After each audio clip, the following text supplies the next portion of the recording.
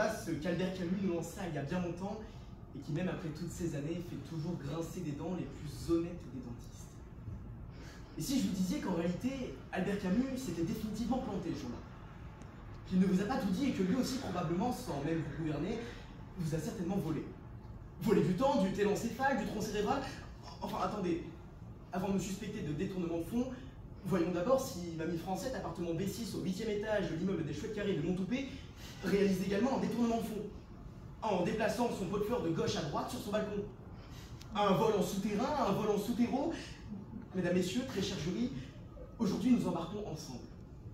Nous embarquons dans un vol bien particulier. L'avion est prêt, installez-vous, attachez vos ceintures, nous allons décoller. Phase 1, le roulage. Avant de prendre son envol, un avion roule sur la piste. Non pas une piste de ski, ni une piste cyclable, ni une piste de danse, encore moins. De la même manière, gouverner nécessite de contrôler, de planifier, de structurer, et parfois même de procrastiner. C'est ici que naît le projet politique, où les dirigeants tracent leur trajectoire, où les banquiers tracent leurs avoirs en gérant des fonds. Espérons qu'ils ne les détournent pas. Nick Leeson, 1,3 milliard de dollars. Jérôme Kerviel, 4,9 milliards d'euros. Bernard Madoff, 65 milliards de dollars. La liste des détournements de fonds en milieu bancaire est définitivement moins exhaustive que celle du milieu politique. C'est un fait. Phase 2, le décollage. Le moment est venu, les moteurs grondent, la puissance s'accumule et l'avion quitte le sol, mais parfois, rarement, le décollage masque un autre envol, celui des fonds vers une destination inconnue, l'Angola Gate, des ventes d'armes occultes, des valises de billets qui circulent sous les radars. On nous promettait un envol vers la prospérité et nous voilà à bord d'un vol détourné. Mais pour votre gouverne, cela ne représente même pas 65 fois ce que Madoff a mis dans l'ascenseur, direction le sous-sol. Coluche disait, la politique c'est comme les couches. C'est un boulot de merde, mais c'est indispensable. Oui, il y a des prélèvements, parce qu'il faut bien financer nos routes, nos écoles et nos hôpitaux, mais ce n'est pas un vol. C'est un simple acte de redistribution. Phase 3, la montée. Une fois en l'air, il faut prendre de l'altitude, de gagner la confiance, car oui, gouverner, c'est endosser un costume. Pas un costume 3 pièces hors de prix payé par les fonds publics, donc ça c'est une autre histoire, mais le costume de l'homme, ou de la femme d'État qui, malgré les tempêtes, tient fermement le gouvernail. Gouverner, c'est veiller sur le navire, éviter qu'il ne sombre, quitte à écoper l'eau avec une passoire. Et une passoire, ce n'est pas très pratique, surtout quand elle file partout. Phase 4, la croisière. L'avion a atteint son altitude de croisière, tout semble stable, sous contrôle, mais voyez-vous, gouverner, ce n'est pas piller les caisses, détourner les fonds comme on détourne le regard, ce n'est pas voler, c'est voler.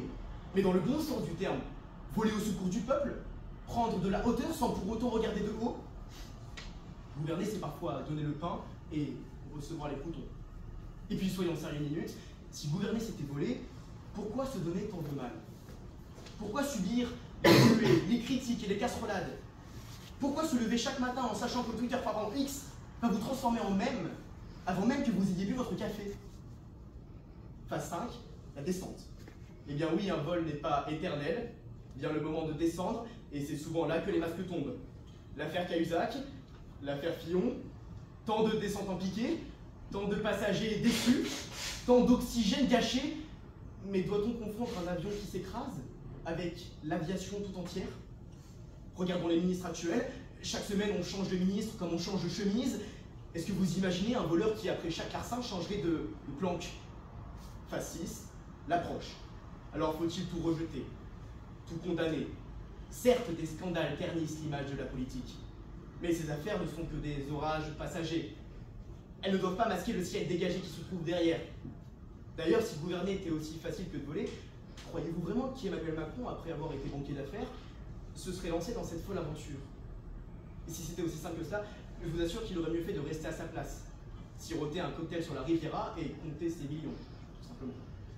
Phase 7, l'atterrissage. L'avion se pose enfin, les secousses s'atténuent, la stabilité revient. Gouverner, ce n'est pas voler, c'est guider. C'est mener un peuple à bon port, sans escale vers la corruption, sans crash économique, sans trou d'air démocratique. Oui, des hommes ont trahi la confiance. Oui, certains ont préféré détourner plutôt que diriger. Mais confondre ces dérives avec l'acte de gouverner, ce serait comme dire qu'un avion qui s'écrase prouve que voler est impossible. Et si un jour vous croisez un politique qui vous fait croire que gouverner c'est facile, demandez-lui s'il a déjà essayé de jongler avec des œufs. Car gouverner ce n'est pas voler, c'est faire atterrir un pays et non le précipiter dans le vide. Je vous remercie. Merci.